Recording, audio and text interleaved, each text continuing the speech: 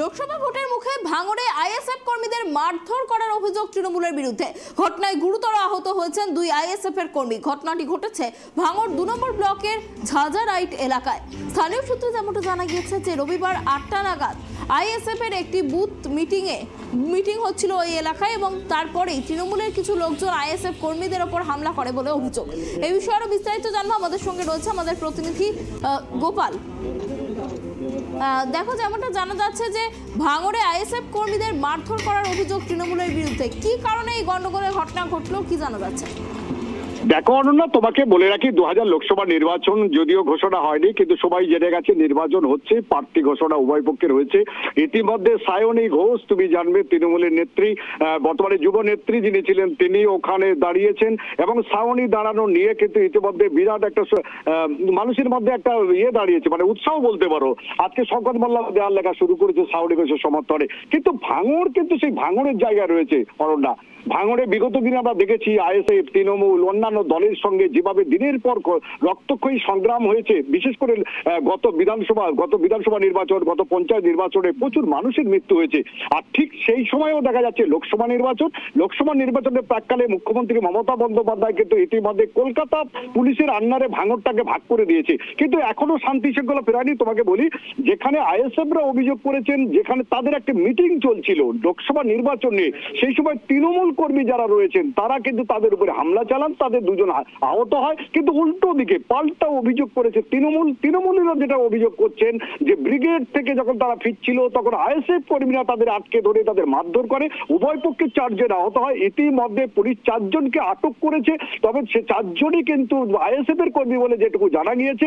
তৃণমূলের পক্ষ থেকে এখনো পর্যন্ত কোনো গ্রেপ্তার হয়নি। তবে কি কারণে তাদের অভিযোগ করা হলো, আজকের কিন্তু আইএসএফ এর পক্ষ থেকে একটি আন্দোলন সন্ধ্যাবেলা রয়েছে, রাস্তা অবরোধের চিন্তা ভাবনা নেওয়া হয়েছে। কেন আটক করা হয়েছে? তবে প্রশাসনের সঙ্গে কথা বলে যেটা ভার্চুয়ালি জানা গেছে, তাদেরকে আটক করে জিজ্ঞাসাবাদ শুরু হয়েছে, কি ঘটনা ঘটেছিল, এখনো তাদেরকে গ্রেপ্তার দেখানো হয়নি।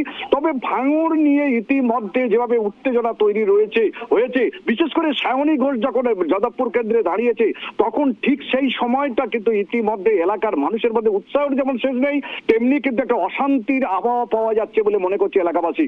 অনন্যা, অনেক ধন্যবাদ গোপাল আমাদের সঙ্গে থাকার জন্য। আপনাদের জানিয়ে রাখি, স্থানীয় সূত্রে জানা গিয়েছে যেমনটা যে রবিবার রাত 8টা নাগাদ আইএসএফ এর একটি বুথ মিটিং হচ্ছিল এলাকায়, আর সেই সময় হঠাৎই তৃণমূলের কিছু লোকজন আইএসএফ কর্মীদের ওপর হামলা করে এবং বেধড়ক মারধর করে বলে অভিযোগ। আর এই ঘটনায় গুরুতর জখম হন 2 আইএসএফ কর্মী। এরপর তাদের জিরেনগাছা হাসপাতালে নিয়ে যাওয়া হয় চিকিৎসার জন্য। আর এই ঘটনার পরেই কিন্তু এলাকায় চাঞ্চল্য ছড়িয়েছে, অর্থাৎ ফের অশান্ত ভাঙড়। আর এই ঘটনায় 4 জনকে ইতিমধ্যে আটক করা হয়েছে, 4 জনকে আটক করে জিজ্ঞাসাবাদ চালাচ্ছে পুলিশ। গুন্ডা বাহিনীরা তারা আগে থাকতেই আজকে ওরা রেডি ছিল, মানে কয়েকদিন ধরে ওরা চলছিল। আজকে হঠাৎ যখন আমাদের কর্মীরা, নেতৃত্বরা যখন ওখানে বুথ কমিটি তৈরি করতে আজান দিচ্ছে বলে একটু দেরি করে তারা বলছে আজানটা হয়ে যাক, 10 মিনিট পরে হবে। তারপরে দেখা গেল যে ওখান থেকে ওরা সেজে গুজে একদম 50 জনের মতো গুন্ডা বাহিনী আসলো, এসে তারা ওই বুথের যে প্রার্থী আনার বলে সে এবং তার গুন্ডা বাহিনী এনে ব্যাপক মারা মেরেছে আমাদের কয়েকজনকে। অবস্থা খুবই খারাপ।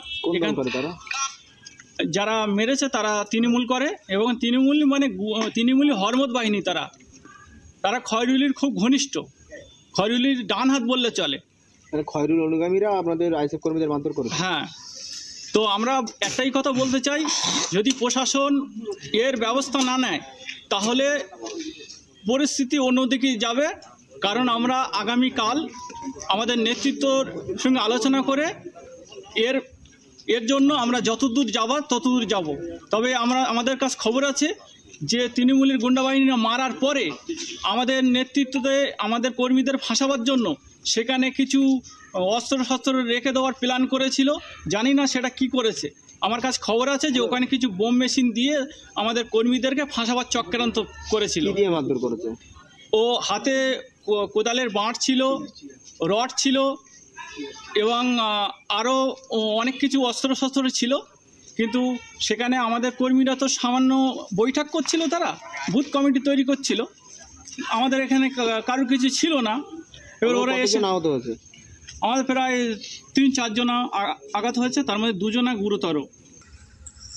আইএসএফের বিরুদ্ধে তোমরা বারবার জানো, তোমরা মিডিয়ার মাধ্যমে বারবার ওরা কি করতে লেগেছে, পঞ্চায়েত ভোট থেকে শুরু করে বারবার ওদের উচ্ছেদ, ওরা শুধু মন্তব্য, ওরা ধর্ম মারবো খাবো। ঠিক আছে, আমাদের হঠাৎ আজকের আমাদের ধর্মতলা মিটিং ছিল, ওখান থেকে আমাদের অবজারভার শকত মোল্লা নির্দেশ করলো যে ভাঙড়ে এসো, 1 ঘন্টার মধ্যে একটা মিটিং করতে হবে। ইতিমধ্যেই আমি ফিরতে পারিনি গো, আমার দুটো কর্মীর আমি যেতে বলেছি, বলি তোর কী বার্তাটায়, সেই বার্তাটা তোরা শুনে চলে আসবে। ঠিক আছে, সেই মতামতক আমার কথা শুনে আমার কর্মী দুটো যায়, গেলে ওখান থেকে ফেরার পথে ওখানে শুধু এসে আমি যেটা শুনলাম যে এরা ফেরার পথে ওখানে ভিড় বুড়ে বলে ওরা দাঁড়িয়েছে, দাঁড়ানির সাথে সাথে বলে তোরা কারা, যেই এই কথা বলার স্বার্থেই একদম সঙ্গে এদের ওপরে আক্রমণ। ঠিক আছে, তারপরে এরা হাঁকাচালা করলে হয়তো আমাদের ছেলেপিলে কিছু জোগাড় হয়ে যায়। তো ওরা যে অভিযোগ করছে মারধর করার, এটা কি একদম ওরা ভিত্তিহীন, ওরা পুরো মিথ্যে, ওদের যা নেতা সেও মিথ্যেহীন, মিথ্যে ইয়েতে করছে, এই করবো সেই করবো, কোনো কার্যকারী করতে পারছে না। ঠিক আছে, টিএমসিরা করছে বলে ওদের হয়তো হিংসা লাগছে। তো এই কারণে আপনাদের কর্মীদের মারধর করছে কেন? ওরা ওদের মতন আমাদের ওদের করতে দেয়নি, হয়তো ওরা করবে।